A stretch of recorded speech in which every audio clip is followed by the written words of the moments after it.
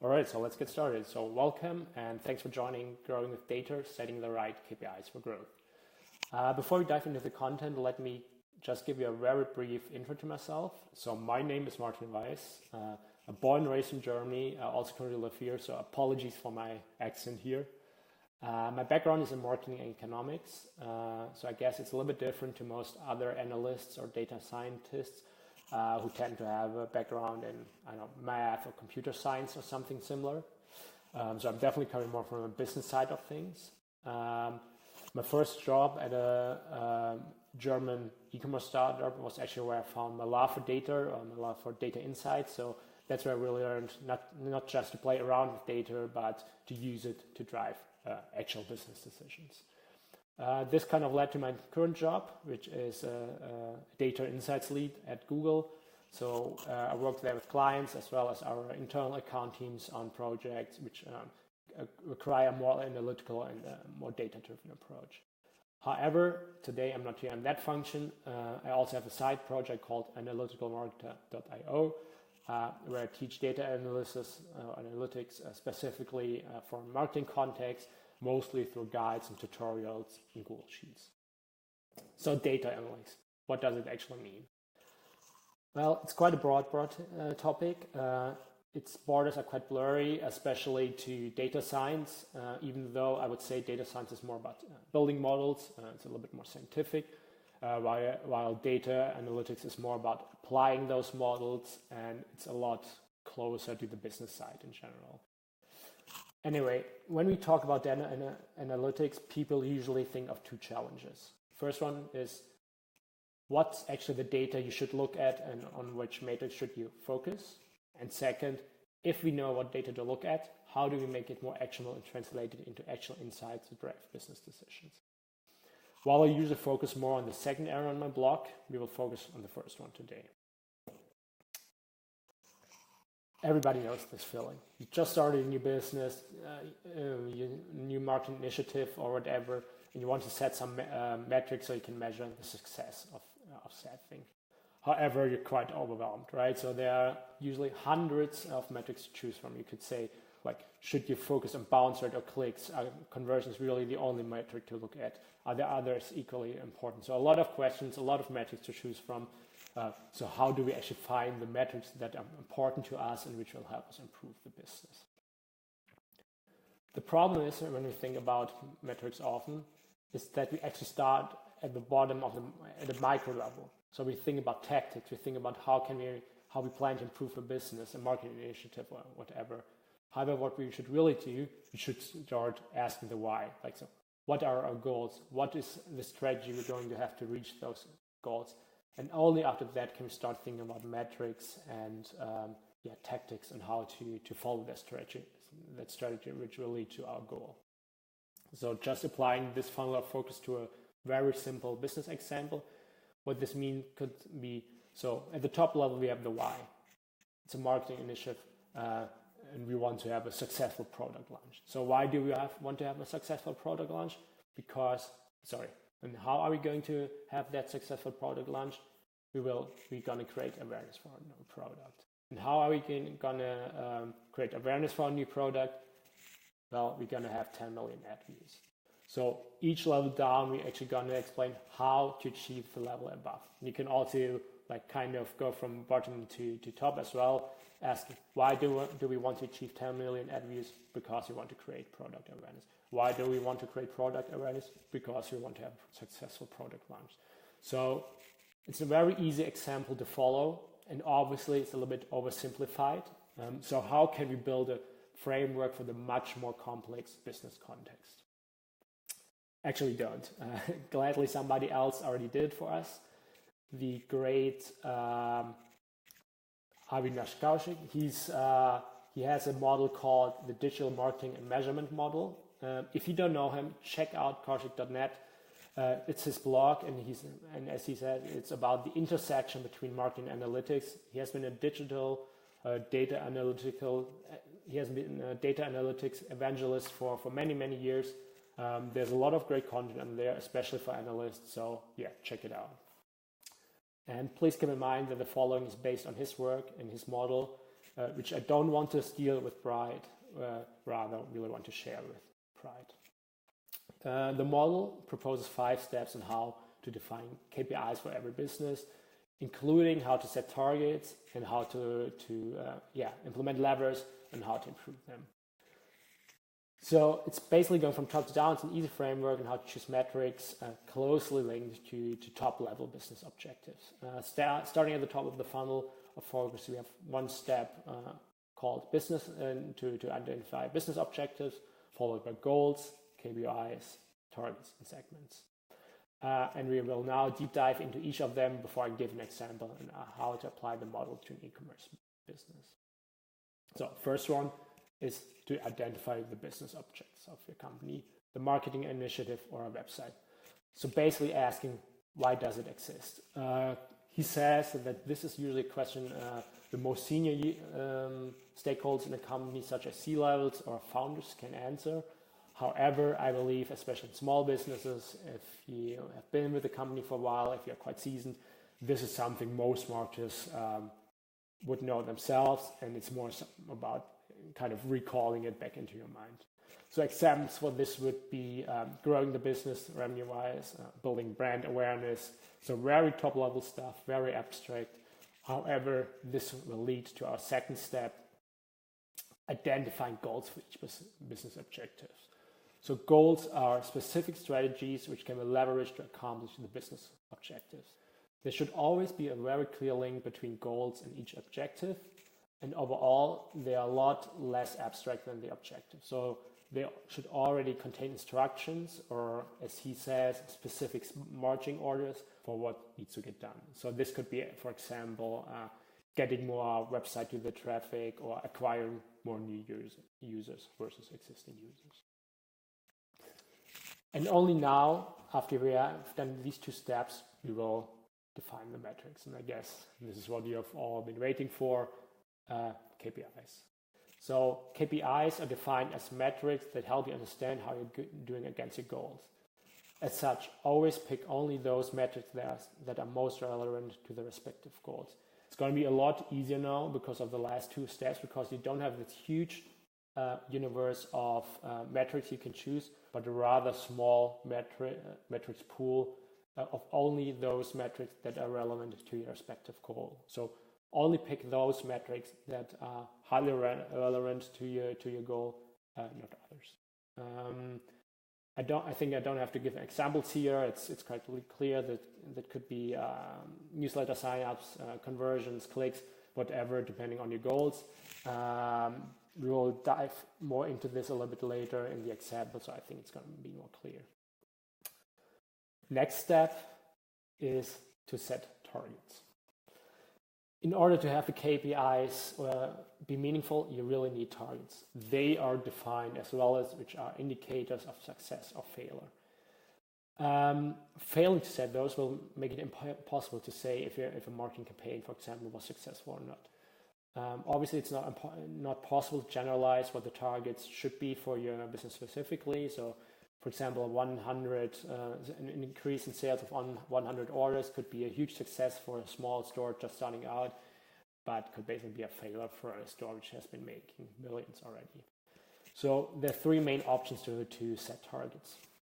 First one, you could look at historical performance, right? So you could say we had 100 orders last year, so how many orders are we going to have this year?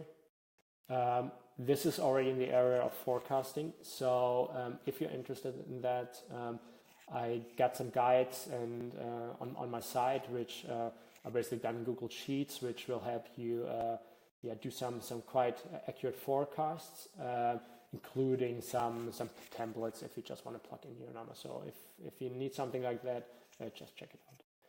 If you don't have historical data, you can just look at ways to substitute the data. So you could, for example, look at competitors. So do they have sales which can help you estimate your sales? Do you have other similar products you have been selling if you have several products? And can you use one of those products to forecast your own, to forecast the new product? So those are 2 ways to do that. And the last option is always to ask just internal, external people. So, for example, internal, you could ask people who have been working there before, such as management or the founders. If they don't exist or aren't available, try to find external sources, as for example, clients for validation, consultants, or other people working in the industry. I know this step can seem intimidating, but in general, setting any target is better than no target at all. If you still really don't have a clue how to set your targets, try to set the numbers that, if when reached, won't make you feel too bad, so it's not too easy. In general, the more experience you get, the better your targets will be. As such, just set a number to start with and revise it as time goes by. So I guess a lot of people won't do this step number 4, but again, as I said, it's very important. However, I believe even more won't do step number 5. And this is the step that will make your KPIs actually actionable. So segments can be basically anything from traffic sources, user behavior on site, the kind of users attracted. So basically anything you can segment your KPIs with, and which will tell you more on how to achieve your business objectives. It's the only way to really give your KPIs a meaning and make them actionable. For example, it's nice to know that 30% of your visitors are new visitors. However, this insight only becomes truly actionable when you know that 100% of those come from, in this example, PPC advertising. So you should focus more on paid advertising to get if your goal is to get new users. Well, so this is the final step to make KPIs actionable. That's pretty much it. That's the 5-step framework. It goes very clearly from why to how. It's very easy to follow, very logical, and this will give you a beautiful, very simple framework at the end on how to set your metrics. However, before we apply this one to an exam, there's one more important thing to consider. When setting your KPIs, be sure to cover all stages of the consumer journey. So the first stage obviously is how users will be acquired. So how are you anticipating acquiring traffic for your website, for example, via paid or organic or whatever. Second stage is about the behavior of the users after they've arrived. So what pages, for example, should they see, or what actions should they do? And last, what's the final desired result you want users to achieve? For example, this could be anything from buying something to setting up a demo call. Kaushik actually says, as a starter, you should have 2 of these metrics in each stage of the consumer journey. However, I wouldn't really take that as hard guidance, but rather something to keep in back of your mind when setting up the framework and the KPIs. All right, so let's apply the whole thing to an example. So let's imagine you just started a new job and are leading marketing for small and your e-commerce business. Before you start your marketing efforts, you are tasked with defining a few e-commerce KPIs for tracking the success of your marketing campaigns.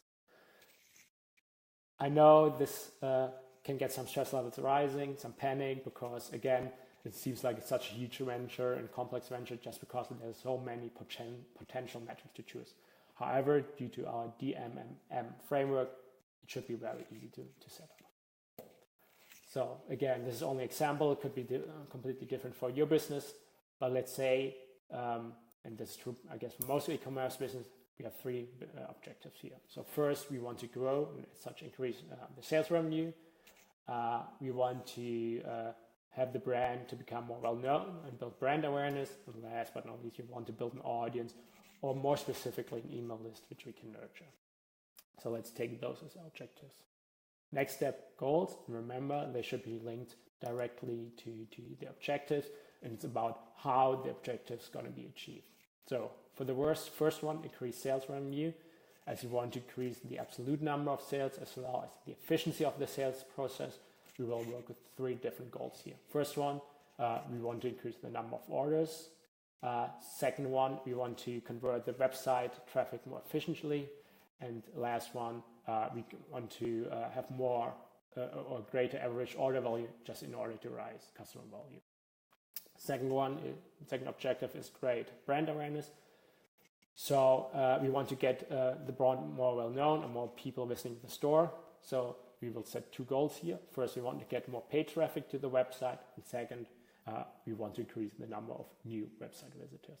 And last, we want, as an objective, we want to build an engaged audience with an email list that you can nurture. So let's take as a goal here, increase newsletter signups through the website blog.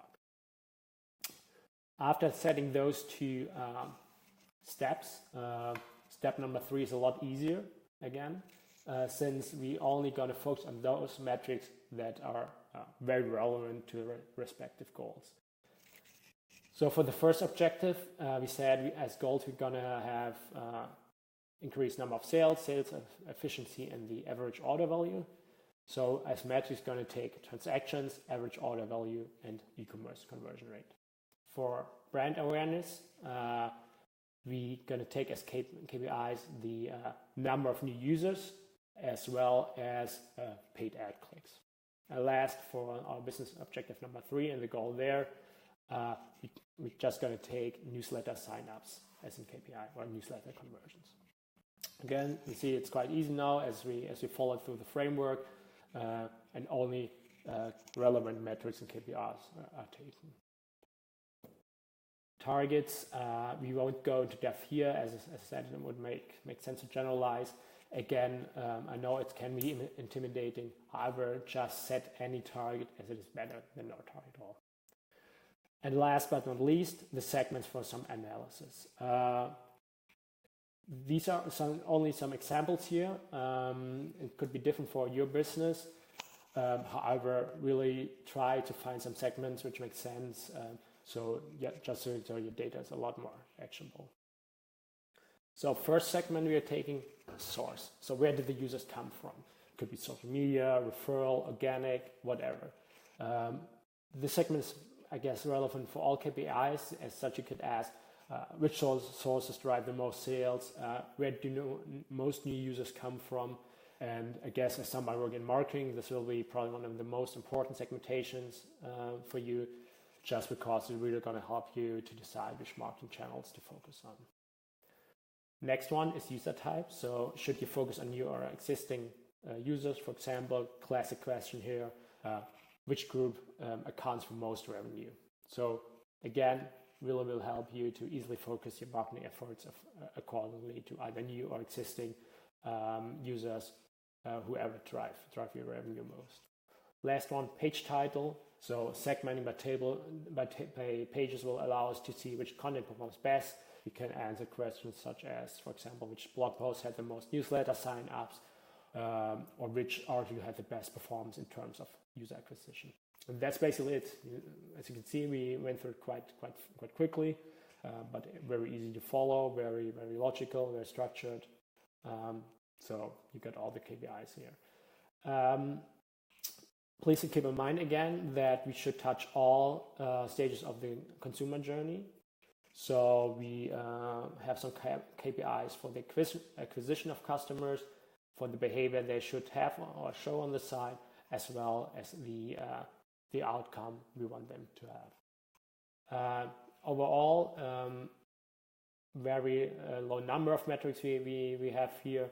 However, they are all highly relevant to our goals as well as objectives. And that's basically it. We're at the end already. I know this was probably quite a lot today, so what you can do, you can go to analyticalmarketer.io/growth mentor summit to get all the follow-up results on this session. So for example, all the slides. There's actually also a custom report for Google Analytics based on the e-commerce example we did before. So you've got an online store, you can just apply and plug it into Google Analytics directly. If you have another kind of business, it's very easily adjustable. This talk is actually based on a long-form written guide from my side. So you can also going to find that guide there if you want to have something in written form. I'm also going to create a Google Sheets template. So if you want to apply the framework to your business, you can use that. And obviously, there's some more tutorials on marketing analysis there. I guess there are still some, well, I bet there are some questions left on what we did today. So really, please don't hesitate to reach out to me. I'm very happy to answer everything. So either directly write me to martin@analyticalmarketer.io, or again, just sign up on analyticalmarketer.io/growth mentor summit. And yeah, that's it. So looking forward to hearing from you. Again, more than happy to help if anything comes up. And yeah, goodbye and have a very good start into the week.